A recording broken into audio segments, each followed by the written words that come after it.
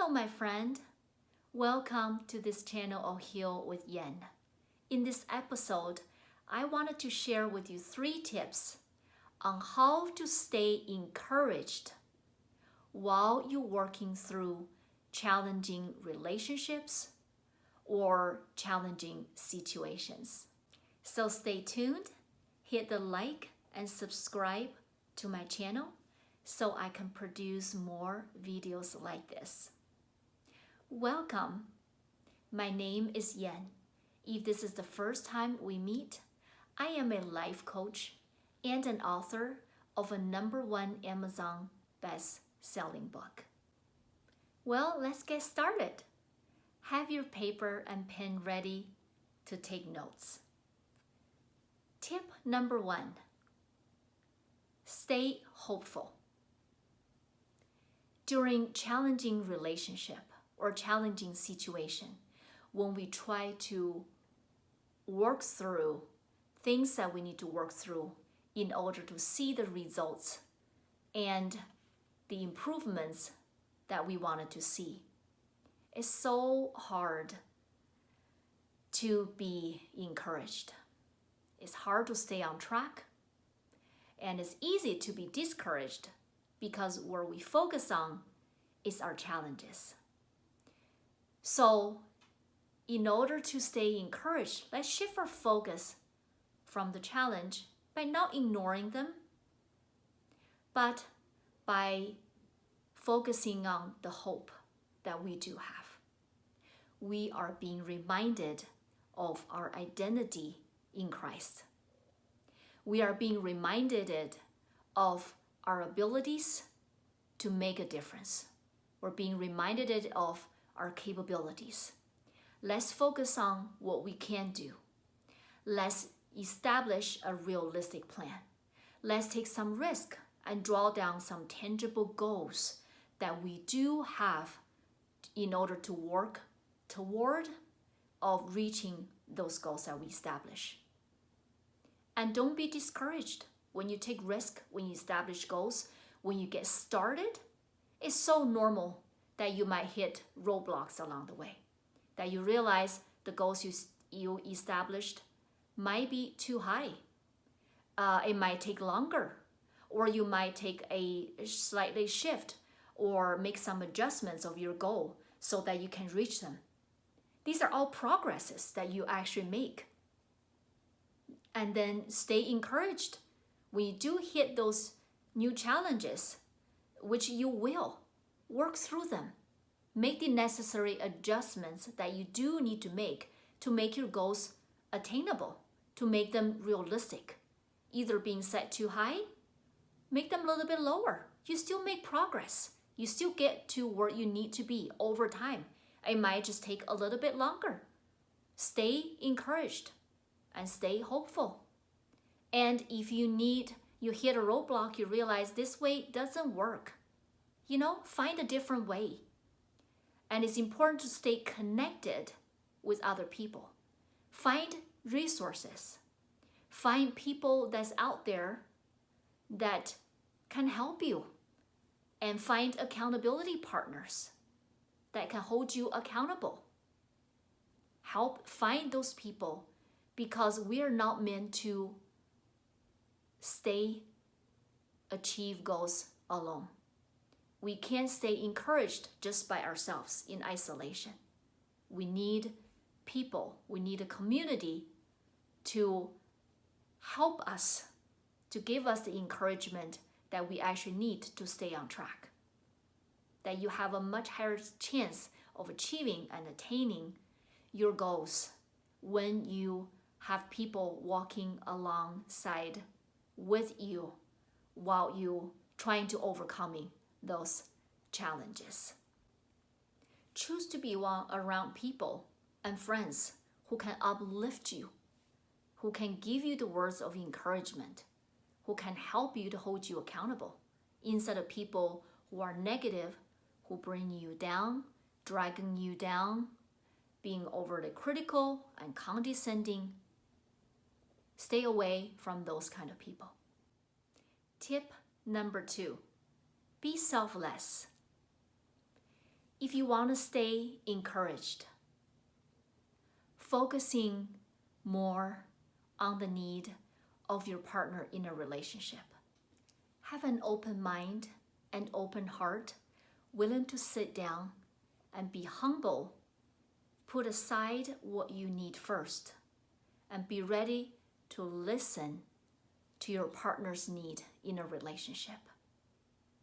And be ready to set up realistic expectations.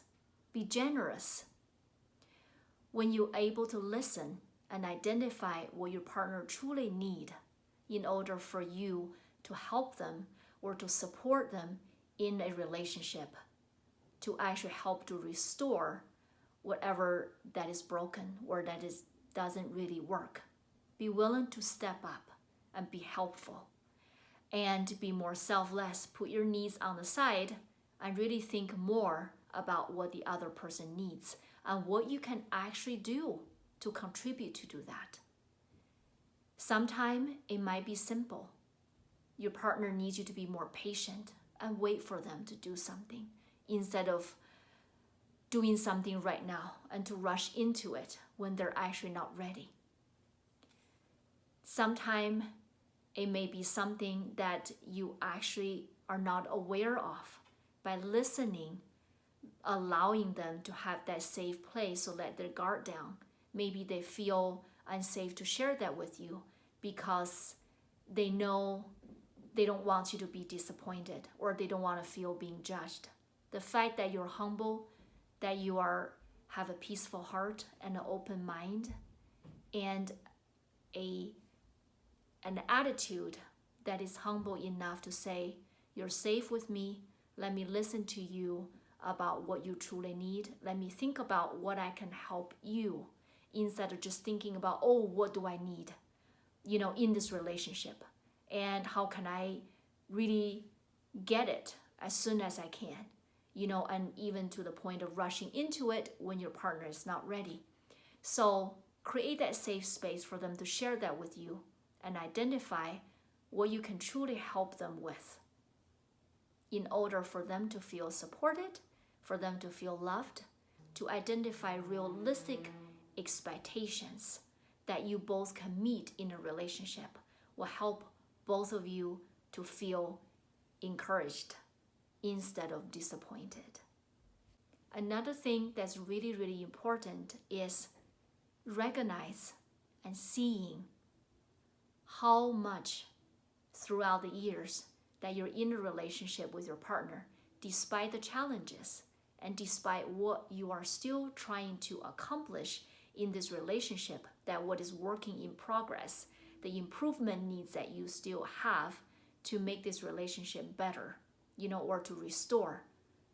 Seeing those things that you all have been working so hard for, seeing the progress that person has made, and seeing from when you met them, when you knew them from the beginning, or when you started to working on the things you wanted to work on. From that point, your starting point until right now, see how far your partner has accomplished over those years.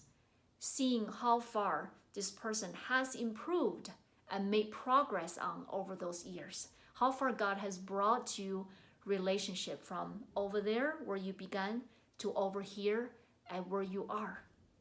Instead of focusing on how much you are still trying to improve and what you're still trying to do, how short you still fall in that relationship. So focusing on this part will help you to stay on track and will help you to feel encouraged and give you the relief that you need, and recognizing how far that person has come along with you and in your relationship, that help you to stay encouraged that you can keep making progress, that help you to stay on track so you do not quit at where you are because you feel maybe hopeless or you feel desperate. Oh my goodness, we still have so much to do. We still have such a long distance we have to travel.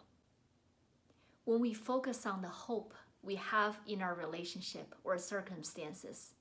And when we learn to be more selfless, putting our self-interest on the side and putting the other person's interest in front of ours and focusing on how we can help them and be generous in helping them to meet their needs in a relationship or in the situation that we are in. Now you're ready for tip number 3.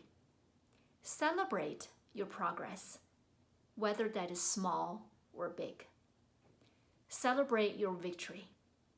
It's hard for us to really recognize and celebrate our progress because it's so easy for us to get caught up in chasing our dreams. It's easy for us to see, oh my goodness, I have so much more to do and I'm not at my destination. While that is important, in order for us to stay encouraged and not quit and not to grow weary and feel so exhausted that we're running out of strength in order to go from where we are to the place where our goal is actually accomplished, which is a marathon, we can stay encouraged and stay on track when we're able to celebrate little milestones, whether that is small accomplishment or when we have a bigger milestone on bigger achievement in our relationship or in our situation. So make sure that you celebrate those milestones along the way. And I can't wait for you to try them and get your feedback and share your comment below. Until next time we meet, take care of yourself and your loved ones. Bye-bye.